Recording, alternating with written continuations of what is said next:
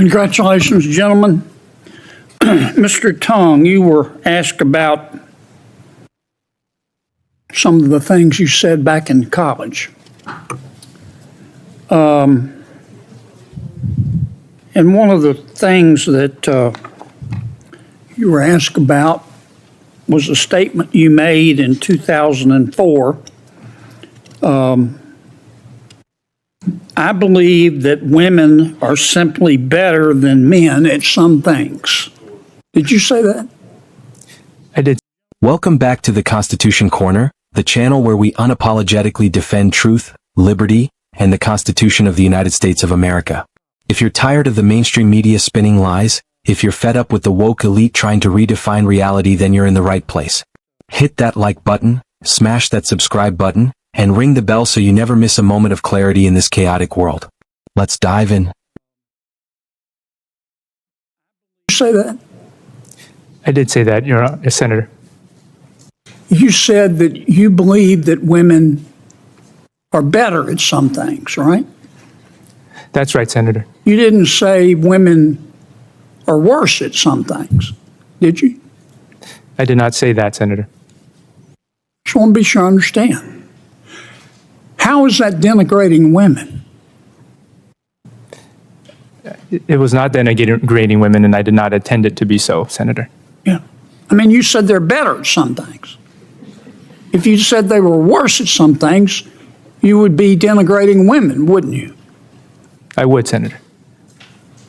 I don't know if I asked you this, but you didn't say they could do things worse. You said better, right? Just want to be sure I understand. That's right, Senator. Does government have free speech rights? Government does have free speech rights. How so? The First Amendment doesn't mention government, except to the extent that government, it is there to protect, for government, for us to have protection against government restricting our speech. How can government have free speech? Senator, you are right to the extent that the First Amendment refers to Congress. Congress shall not make any law abridging the freedom of speech or of the press. But there is a government speech doctrine that allows the government to convey a political message it wishes to, and the government is not committed to a policy of neutrality at all times. Have you ever been to Boston? I have been to Boston. Okay. You seen the Boston City Hall? I believe I have, Senator. There's a plaza in front, and there's some flagpoles. And Boston, when different groups are having protests or demonstrations or rallies on the plaza, allows those groups to fly their flag. Someone wanted to fly a Christian flag, and the city of Boston said no. And the Supreme Court and the city of Boston said, that's our choice. That's government speech. We don't want to fly a Christian flag. So how come the Supreme Court said that they had to fly the Christian flag if government has free speech? Senator, if the government opens up its plaza to all comers, so to speak, then it's restricted under the public forum doctrine in terms of what viewpoints it would decide to favor or not. That's not necessarily so, is it, Counselor? I mean, let's suppose Texas, this actually happened. Someone in Texas lets people buy specialty license plates. You know, I love little warm puppies and stuff like that. You can buy a specialty license plate. And somebody wanted to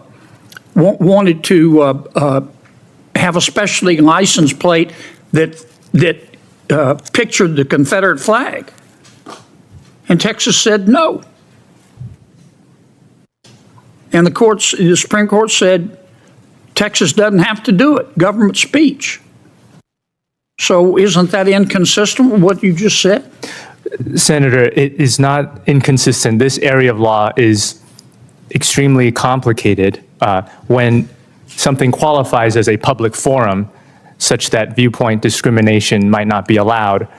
versus a public benefit and public conditions that the government can rightly impose on others, on its recipients, then that shades into government speech, in which case the government would have more control over what kind of speech gets projected into the public square.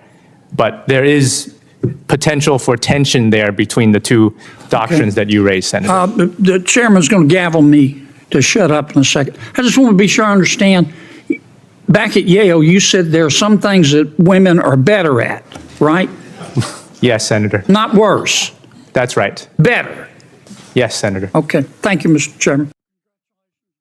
Today we're breaking down an absolutely absurd Senate exchange involving Mr. Tung, a nominee being grilled for something he said in college, and how it somehow turned into a twisted, politically loaded debate on free speech, religion, and gender roles.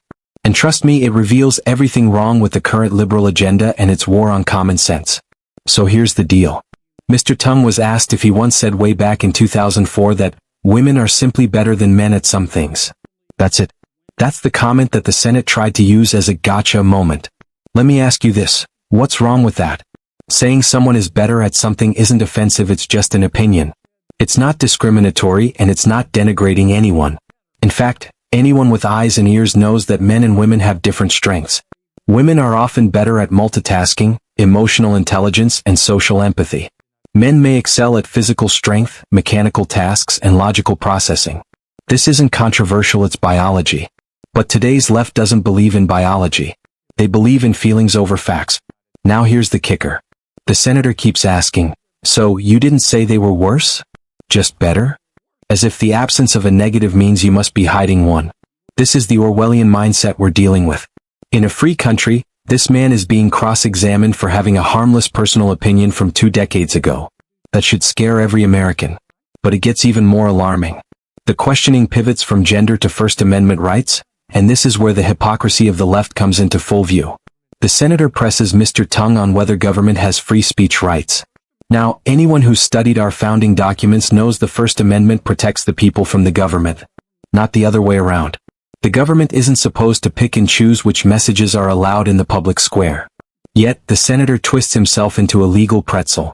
He cites 2 different Supreme Court cases, one involving the city of Boston denying a Christian flag, and another with Texas rejecting a Confederate flag specialty license plate. The question here is simple: can the government restrict speech based on ideology or viewpoint? In Boston's case, the city opened a public plaza and allowed any group to fly a flag until a Christian group asked. Suddenly the door slammed shut. The Supreme Court rightly said, you can't do that. If you allow everyone, including Christians. But in Texas, the court ruled differently. It was government speech, so they could say no. This is the dangerous gray area.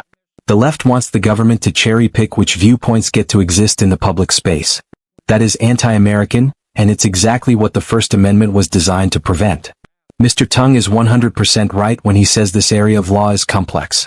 But let's not kid ourselves, there's a clear agenda here. The government is leaning toward ideological favoritism, and the victims are people of faith, conservatives, patriots, people like us. And the cherry on top? They circle back to the gender comment. You said women are better at some things? Yes. Not worse. No, this senator tries to twist logic like a pretzel to find a way to be offended. It's laughable and pathetic. This entire exchange shows how the radical left uses selective outrage and legal manipulation to silence dissent, punish traditional views, and turn every conversation into a minefield. Whether it's about gender, religion, or speech, they're not here to debate, they're here to dominate. And here at the Constitution Corner, we're not standing for it. If you value freedom of speech, religious liberty, and good old-fashioned common sense, then this is the channel for you. Like, subscribe, and share this video so more Americans can see the insanity we're up against. Drop a comment below. What do you think about this Senate grilling? Do you think the First Amendment is under attack? Until next time, stand for truth, defend the Constitution, and never back down. We are the Constitution Corner, where Americans' root guides its future. Until next time, stand strong, speak truth, and may God bless the United States of America.